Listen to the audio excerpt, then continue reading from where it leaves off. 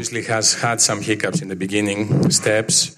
It's nascent stages of a new ecosystem that's being created. One of the things we need to look at is cover all the main strategic sectors in the Greek economy, which will make this country back to where it used to be and even bigger.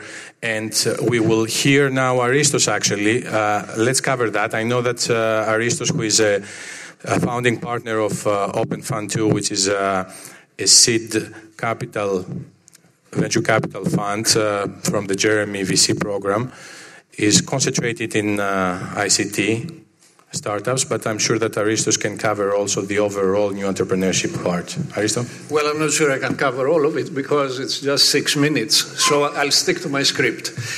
So for the past 3 years, I have been working at Openfund, as Loukas said, which is an early-stage venture capital fund for companies based in Greece. And my experience has been very positive, surprisingly positive in the context of this deep and long crisis in the country. When we started, I was not sure we would see enough good teams and good ideas. And yet we have invested in 20 ventures in 3 years. We had to increase the size of our fund to do that. Some of them have grown to where they have attracted more investment from venture capital funds that are based in the US or in London. The value of our portfolio, therefore, has appreciated, and we report to our investors an IRR of 50%, which, if you know what that means, it's pretty impressive. In total, in Greece, there are 4 technology funds like ours, all starting at the same time, early 2013.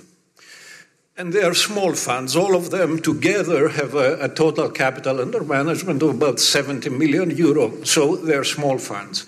In the first 2 years, when I took account, they had invested in total in 33 companies, including our companies. And by now, probably all of us have invested in about 40 to 50 companies. Now, these funds are almost fully invested this year. So we must raise new ones within the year, or the ecosystem will grind to a halt, and the most ambitious founders will emigrate to be able to start their business. I will be on the fundraising trail soon, and I anticipate that international investors will be asking us, why, of all places, invest in Greece now at this time? And here is what we'll be saying. In any developed economy, even one in a deep crisis, there are valuable resources with which one can build a competitive business. In Greece, the most valuable resource is human capital.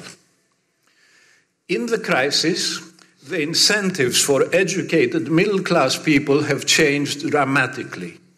Starting a business to sell to a global market has become much more rational than trying to make a living from the depressed domestic market, whereas 10 years ago, the opposite was rational. So there has been, we're trying to have a shift to tradable businesses, as Mr. Gligorov was saying this morning, which is necessary for a country like ours to grow out of the crisis. And I anticipate investors will then say, okay, that may explain the motive for trying to build technology businesses, but do they have the skills to be successful? And my answer is emphatically yes. The skill set that is required comes down to 3 words: education, aspiration, and adaptability. Greek middle-class families have always invested a lot in higher education by any international standard, a lot. Per capita, we have more graduates from foreign universities, that is, British and American universities, than almost any country in the world. And we have more PhDs as a proportion of our population than almost any country in the world.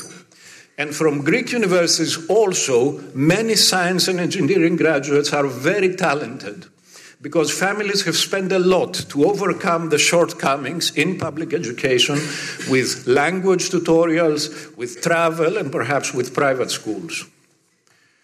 In terms of aspiration, to make something better of yourself, better than your parents, Greece resembles culturally, we resemble North America much more than Northern Europe.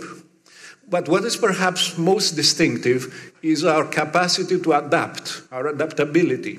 We have lived for generations in an environment of fluid institutions, of unstable institutions. So we can recognize quickly the tacit rules of the game in any context. We can change our goals and our behavior when circumstances change. Now, our ship owners will tell you that Greek captains are the best in the world because they can adapt to local custom equally well in Lagos, Nigeria, as in Rotterdam. Now, cosmopolitan founders of startups are much the same. They need the same type of adaptability. Okay, but investors will ask, but what about the business environment, which is quite hostile at the moment? Bureaucracy, austerity, weird taxes, and most of all, political uncertainty. The answer is that technology businesses have very little interaction with that environment. They do not require permits for physical plant.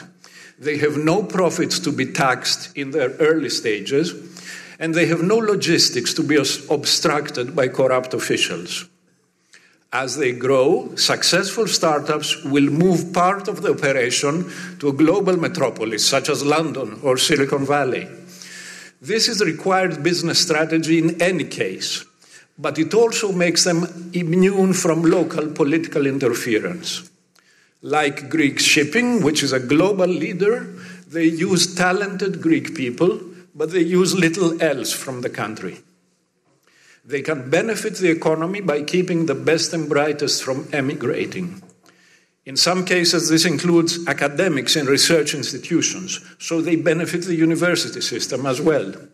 They also boost domestic demand because they pay relatively high salaries. They do not need supplies from other local industries to become competitive.